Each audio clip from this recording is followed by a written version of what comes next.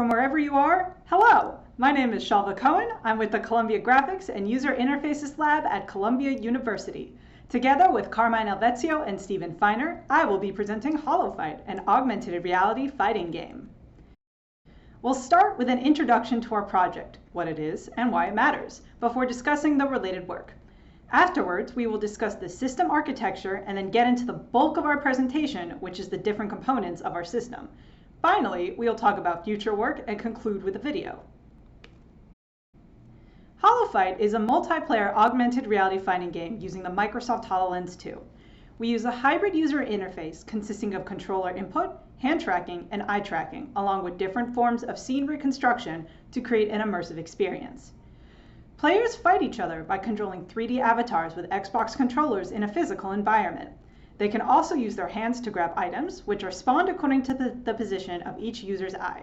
In the game, avatars can interact with the real world, allowing players to use the physical environment to their advantage. Players can either be in the same room, utilizing the surfaces of a shared environment, or in different rooms, where virtual platforms bridge different spaces. A big inspiration for our project are popular fighting games, such as Super Smash Bros. And Dragon Ball Z. These gave us an idea how to construct a fighting game.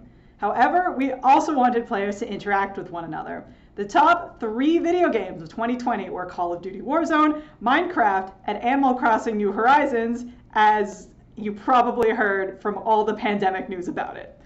All of these include some form of multiplayer capability. People like games with social components. In order to make our game as engaging as possible, we also wanted to include a multiplayer function. Video games in AR are gaining widespread popularity with applications such as Pokemon Go. However, this is restricted to mobile devices. Some of the more notable games and systems for AR head-worn displays, or HWDs, include Microsoft's RoboRaid, but this is a purely single-player experience. VRable is one of the few multiplayer AR games on a head-worn display. Buggers et al. Reported that players enjoyed playing the game but felt fatigued after a few rounds. This is because the main form of input was the user's body, and in order to win, users had to increase their movements. Stuart von Eachstein provides an overview of gaming in AR. In it, he describes the history of AR gaming and its more popular manifestations like Pokemon Go, as described in the previous slide. Currently, there are no multiplayer games in AR that use controllers as their main input. This we felt was a problem because players would tire more easily and not play as long. Controllers, however, are designed to be used by many players and for long gaming sessions. Our system builds on previous work done in both AR and traditional gaming by combining important aspects of both: direct character control, utilization of the physical environment, and natural user interface affordances.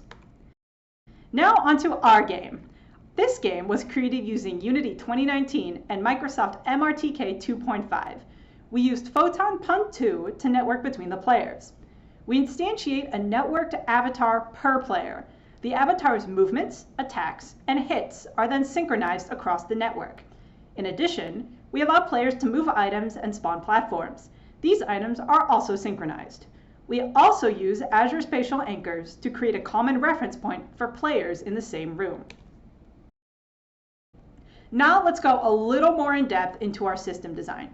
Each player controls and owns an avatar. However, all avatars and objects are duplicated and shown to every client across the network.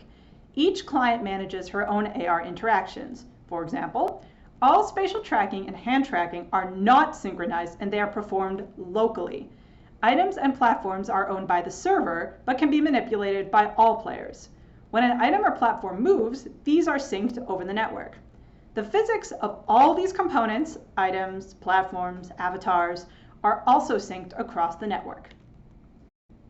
Now let's get into gameplay flow. When the game begins, each player enters her name and goes into a waiting room as the other players connect to the game.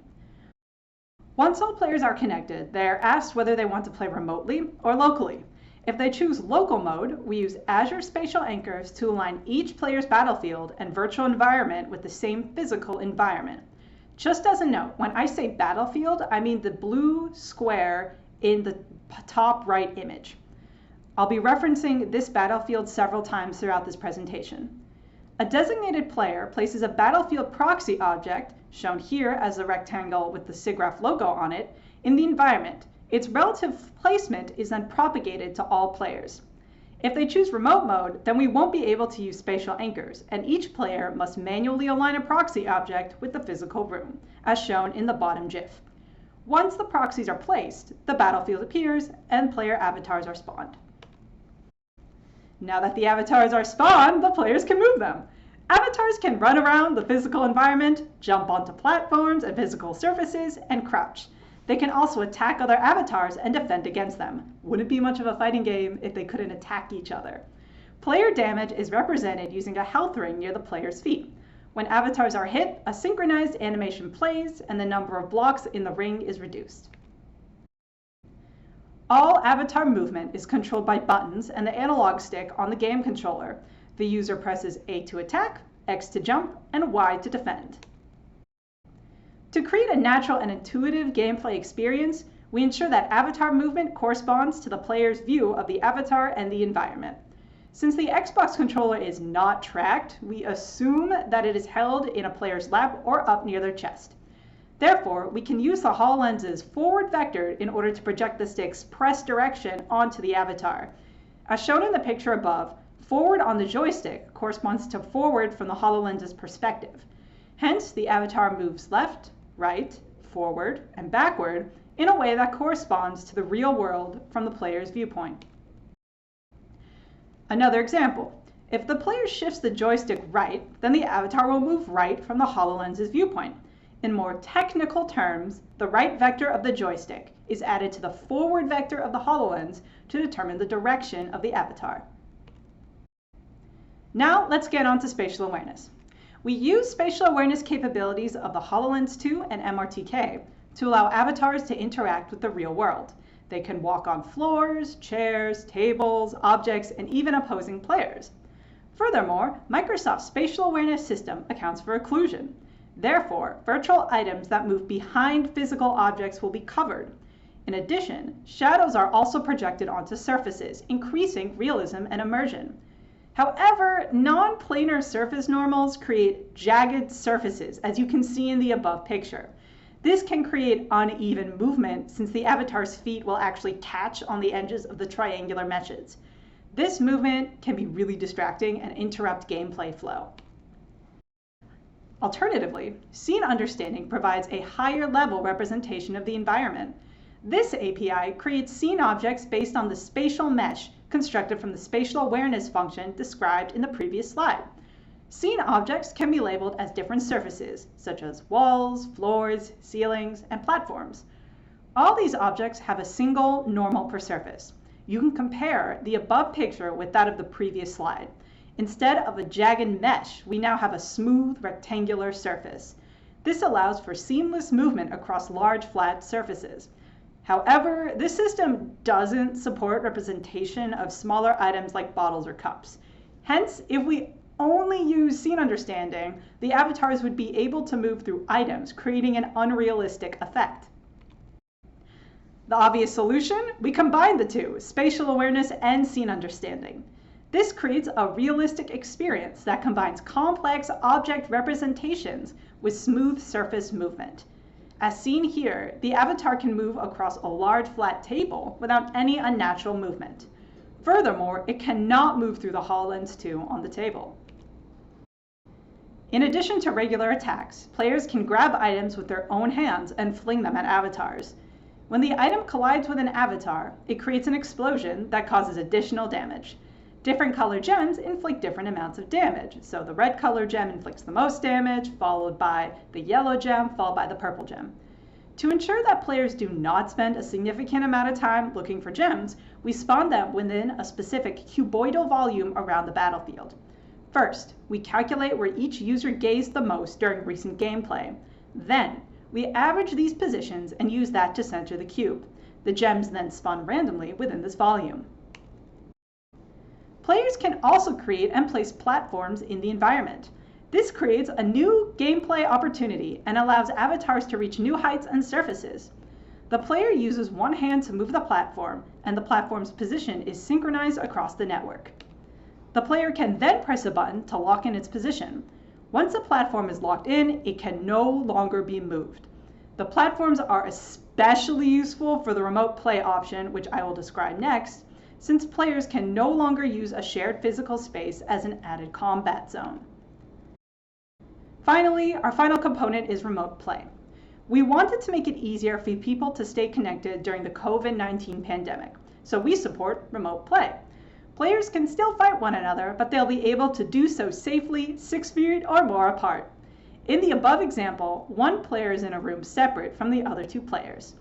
This works because the battlefield, represented by the blue square above, acts as a synchronization point between spaces.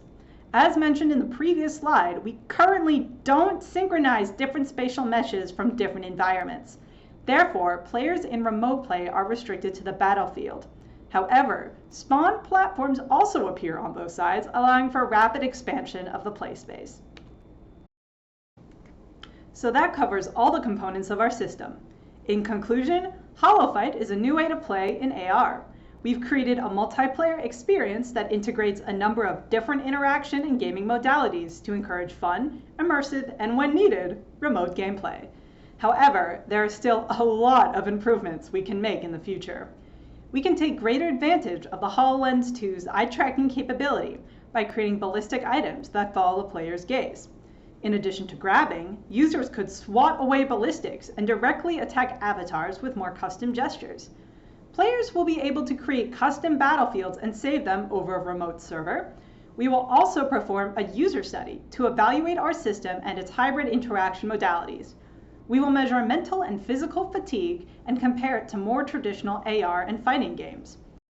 Furthermore, we will expand our usage of spatial understanding. We can take advantage of different environmental contexts. For example, avatars will be able to perform wall runs or teeter on the edge of a particularly high platform. We will improve remote play by integrating the player's respective environments and synchronizing their spatial meshes. And lastly, we'll introduce support for alternative hardware, including VR and mobile devices, to maximize accessibility of the experience. Now here's a demo of our system. We present HoloFight, the first augmented reality multiplayer fighting game using Microsoft HoloLens 2's Xbox controllers and various natural user interfaces to create a fast-paced and immersive gaming experience that combine important aspects of both traditional gaming and AR. In the game, players fight using avatars immersed into the real world, attacking and inflicting damage upon their opponent while utilizing their physical environment. In light of the COVID-19 pandemic, we realized that players need a way to engage with each other at a safe distance. Thus, players have the option to play in the same space or remotely. If all the players are in the same space, we use Azure Spatial Anchors to align perspectives. In order to align multiple players' perspectives remotely, both players perform a calibration stage before combat using a common reference point. To orient the space, the player selects one of 4 spheres at the corner of the shape to rotate the rectangle about the world's up vector, and selects one of the 4 bumpers to lock in their coordinates. When the game starts, each player appears on the placed arena and begins fighting. Players manipulate their avatar using the joystick and buttons on an Xbox controller. We allow the player to play on reconstructed physical surfaces, thus bringing the game into their physical environment and increasing immersion. We utilize MRTK's spatial awareness feature to create general meshes of the environment and scene understanding to smooth larger cracks in the mesh, preventing holes through which the characters can fall. Items will spawn randomly in a volume whose location is determined by the average of where each player is looking. Players can grab, translate, and rotate these items through either unimanual or bimanual gestures. If an item touches an enemy, their health is reduced and the item is destroyed.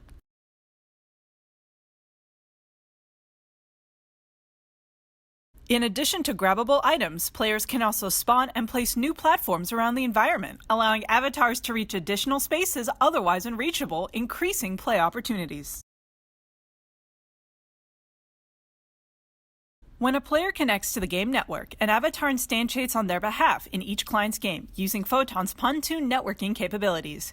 Using Microsoft's MRTK, we can track players' hand gestures, eye and head gaze, and the environment. Our system builds on previous work done in AR and traditional gaming by combining important aspects of both, allowing for greater immersion for players while also encouraging safe remote play.